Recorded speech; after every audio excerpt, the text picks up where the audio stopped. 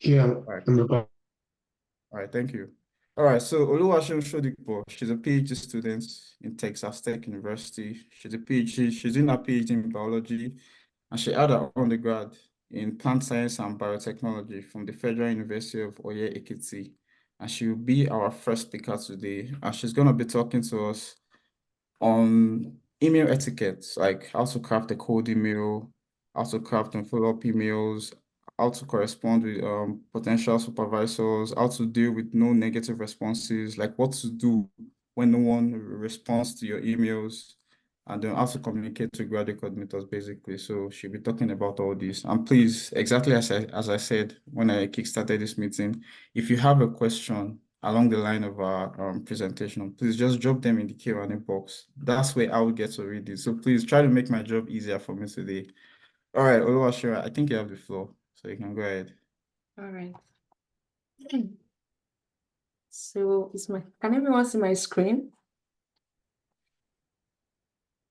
Yeah, Everyone see my sure. screen? Okay. Yes, Yeah, So sure. hi everyone. It's so nice to be here. Yeah, we're talking about email yes, we etiquette. can see the screen. So let's get right into it.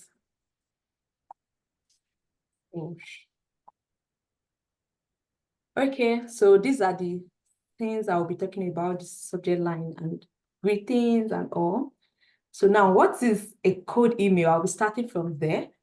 Cold email is actually, I call it an elevator speech because you just want to sell yourself in 2 minutes. You want whoever you are corresponding with to know who you are, what you do in just 2 minutes. So a cold email is more like an elevator speech, only that it's in form of email, and is a message is sent to someone to which you don't have any prior contact or interaction. So now for a good cold email, because it's something that is an email that it was not solicited for, you've not interacted with this person before, so you want to follow some guidelines to enable your cold email to actually pass the information you needed to pass. So first, your subject line. And a very good email address must have a clear and direct subject line. You don't want to send an email that doesn't have a subject line because your email might be lost. Because these faculties, they every day, at least on the average, they get about 100 emails. So you don't want your emails to be lost amongst that. So you want to have a clear and direct subject line. So here are some examples of a good subject line that can, when even just reading that, they could predict the body of the email, what it entails, what is. So obviously, as a faculty position, if I see prospective graduate students inquire for training, oh, I know that, okay, this is the student reaching out that, okay, the student wants to probably join my lab, has questions about admission, application, and all in my lab or in the school entirely. So yeah, that's great. But you're now using something like, oh, student questions. Of these faculty positions, these professors, they have a lot of students. So it's not clear whether you're their student yet. It's not clear maybe you're a prospective student or not. So you have to make sure that your subject line is clear and direct. Let them know the reason why you are reaching out to them. Now to the greetings, a dear professor or doctor, then their last name wouldn't be bad. A good morning or a good day is not bad, but having to waste time on, oh, how are you? How is your family? Oh, what, those things are unnecessary. Just a good day, and maybe dear professor, dear doctor. And if you're unsure of their title, what I will always say is that a professor, addressing them as a professor never goes wrong. It's always better to, I would say, for me, this is what I do, that it's better to over-address, like give them a title they are not using, with that maybe probably above them than under addressing them. So obviously, when they are replying, most times they tend to maybe correct you if you are wrong or let you know their position and all. So a dear professor, dear doctor, their last is a good one to start. Then now, who you are, why are you reaching out? Who are you? So that is the next thing. So I have three different prototype here. The first paragraph is talking about, okay, yeah, I'm just going straight to the point. I am writing to express my interest. So that will let them know, okay, this person is looking to pursue a postgraduate degree in my school, okay, joining my lab. So you are introducing yourself first. You could start by writing your name as well. By starting, okay, my name is so. I graduated from a university in Nigeria. This is what I studied. and your introduction should entail what you are doing, what you've done, so they can know, okay, if your research interest, your research area is in sync with what they are doing at the moment. So you saying what your research interest is, your research focus is on, would give a clear direction. Okay, I think this is an interesting student to work with judging from the research area these students have been doing so far. So yeah, different examples here.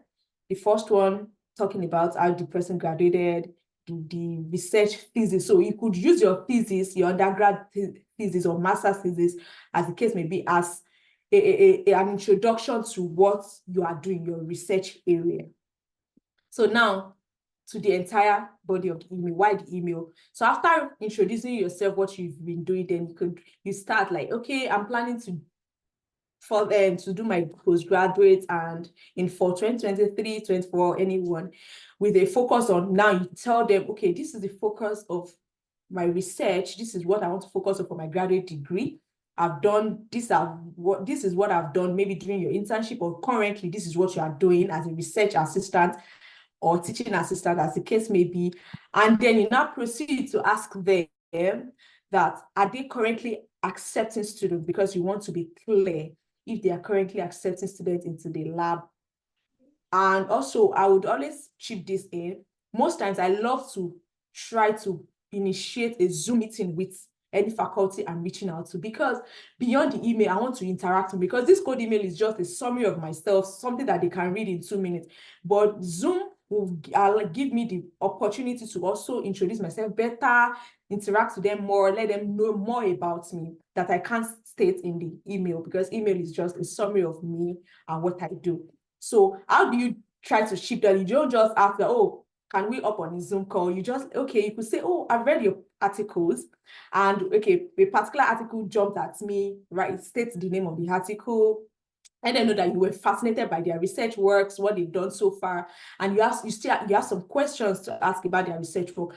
And I promise you, no professor will say no to a student that is eager to know more about their work, because professors are always eager to share what they are doing, what they are currently doing. They are always eager to answer questions because it excites them. So through that, they will always say yes to a Zoom call with you. And obviously, during the Zoom call, it can't just be only that you will talk about. They want to know you as well. So you're already giving yourself more opportunity to sell yourself to this faculty or whoever it may be.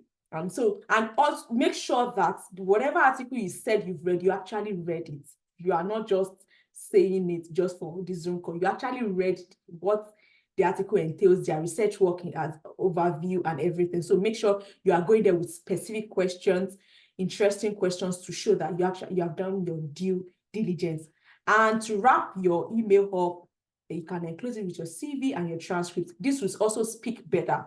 I have a case of during my application cycle, I reached out to a particular professor, and when we were up on Zoom call, he told me that he actually checked my transcript to see the specific courses I took, if it is in line with his research.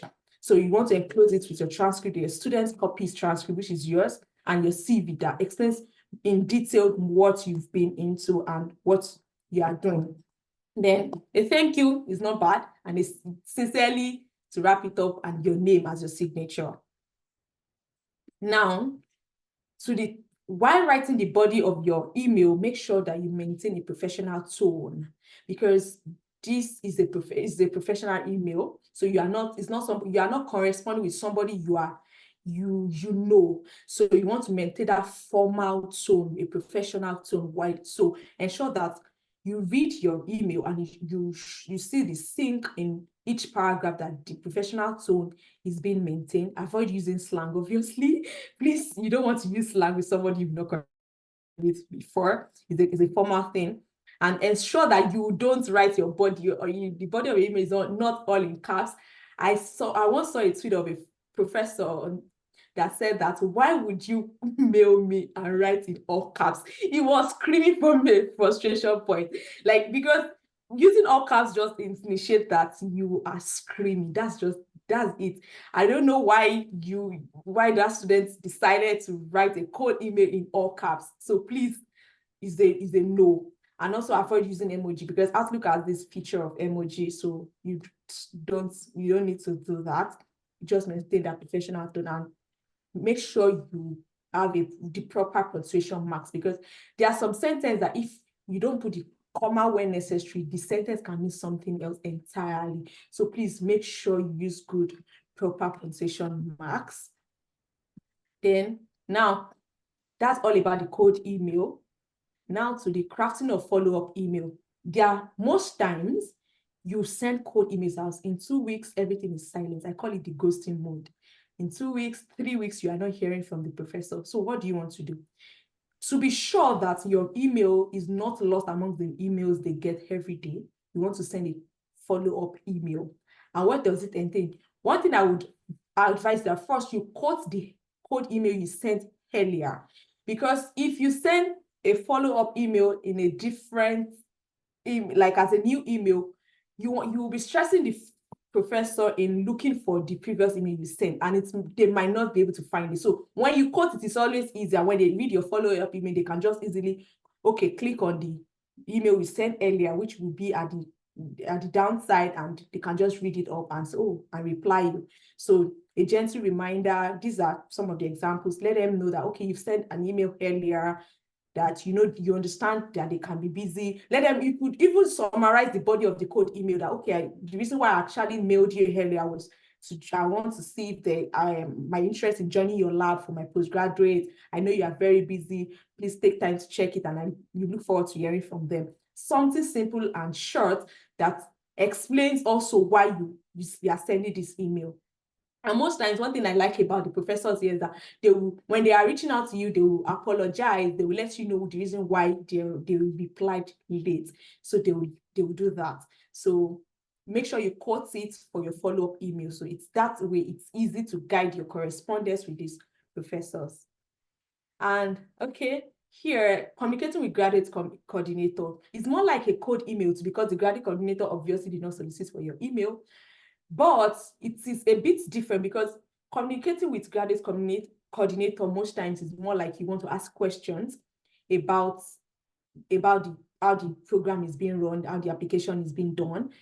So the graduate coordinator is always in best position to explain to you and guide you in the required documents, how they do the application and all. So one thing you want them to know is, because each universities, for US most especially, they've written the application process, the cycle, how they do the required document on their website. However, you want to let the graduate coordinator know that you've done your due diligence, you've actually gone through the website, but you still have some specific questions probably that were not addressed on the website.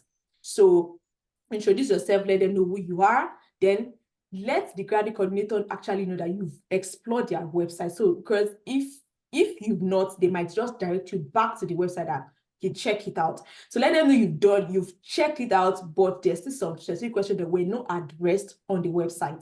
Now you can go ahead and list your questions, just like for this example here we have here in this mail. So, and one thing about most of them here is always that they will always respond. They're always eager to answer questions, and they will even let you know that after answering this question, if you still have more questions, you should let them know. So yeah, that's most things I have to say about corresponding with PIs, professors, graduate coordinators, and all. Now, as much as you've done your due diligence of, okay, you've written a good code email, craft up follow-up emails, there are still times where you get silence, ghosting mode, nobody's talking, or sometimes they can just, I can remember the last application cycle I explained, most of the professors I was reaching out, all of them were retired. At the point, I was like, why are professors retired? Like, why? So, and sometimes till today, I have professors that never replied my mail. So what do you do? There are just 3 things I did then, and that's just what came to my mind when I was told to address this. 1, take a step back and review. There could be something you were doing wrong. When I was preparing this slide, I compared the code email I sent in my last application cycle that brought me here and the first application cycle. And when I weighed it, so I said, oh, Indeed, if no professor replied in my first application, it's like actually it's clear because I could see the difference. So because there's not always a best version of your email, you keep updating. And just like Bola said yesterday, take months to write your SOP, something like that. So you can always get better. So you don't just be rigid, be flexible, make sure you're having a better version of every document you are using for your application. So you could say, oh, this is the best version of my code email. And tomorrow you could tweak it a little. Who knows, that could be what you were doing wrong. So there's no perfect email. So just make sure you're having a better version of whatever document you're using. So take a step back and review. Then again, keep sending emails. I hear question of, oh, I've been sending emails, I've not gotten response. And you ask how many emails have you sent, and they tell you 10. I'm like, yeah, you might not get a response. You can't compare you that you're sending just 10 emails and you said no, you've not heard anything from those 10 emails, compared to someone that has sent over 50, 100 emails.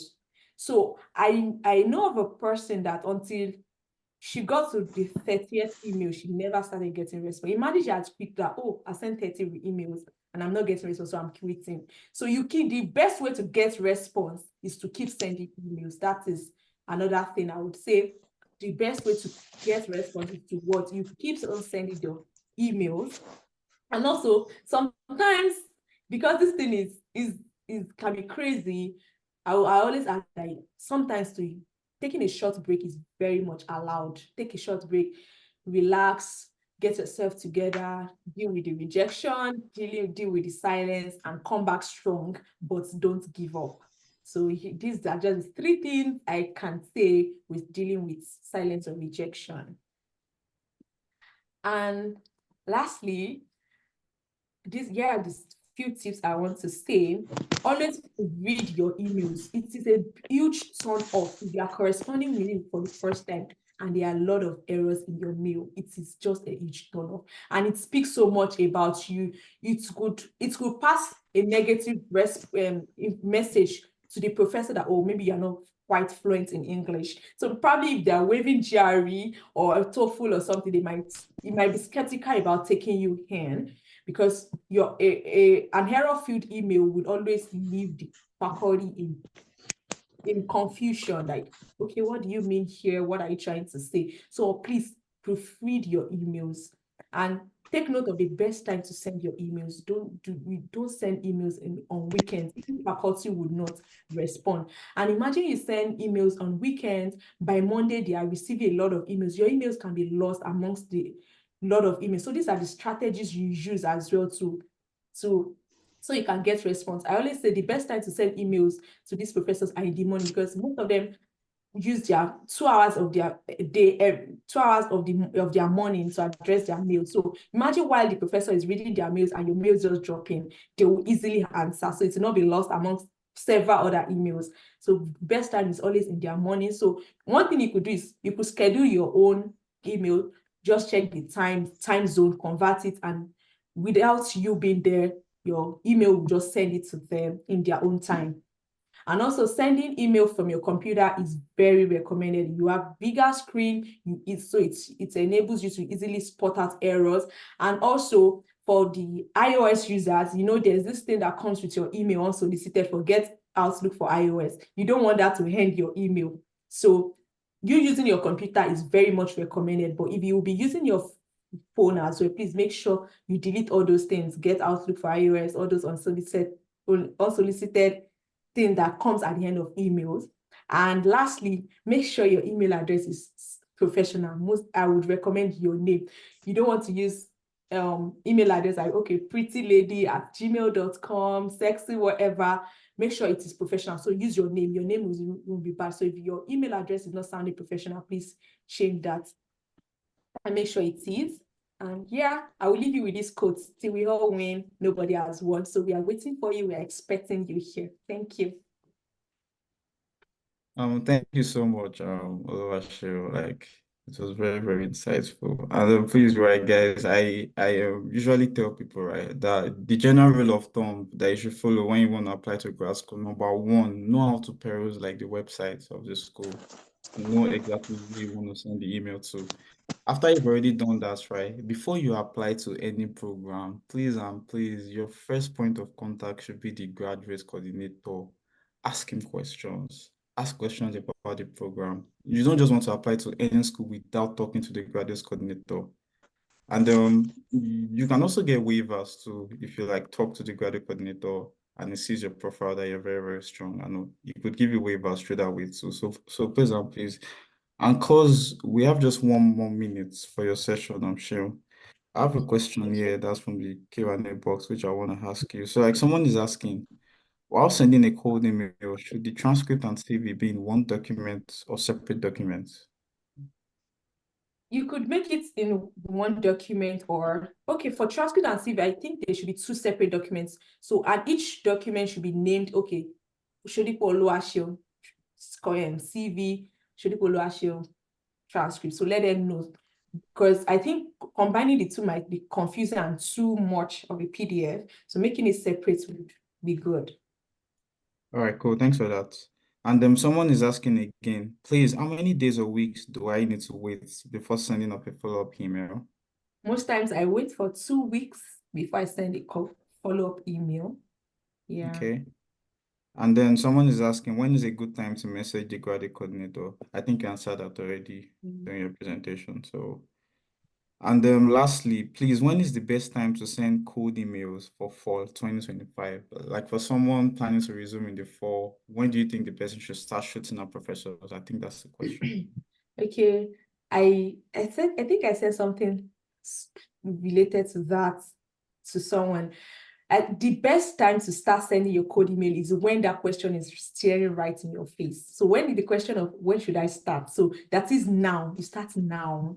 It's never too early. The application cycle that brought me here, I started sending my code email in April.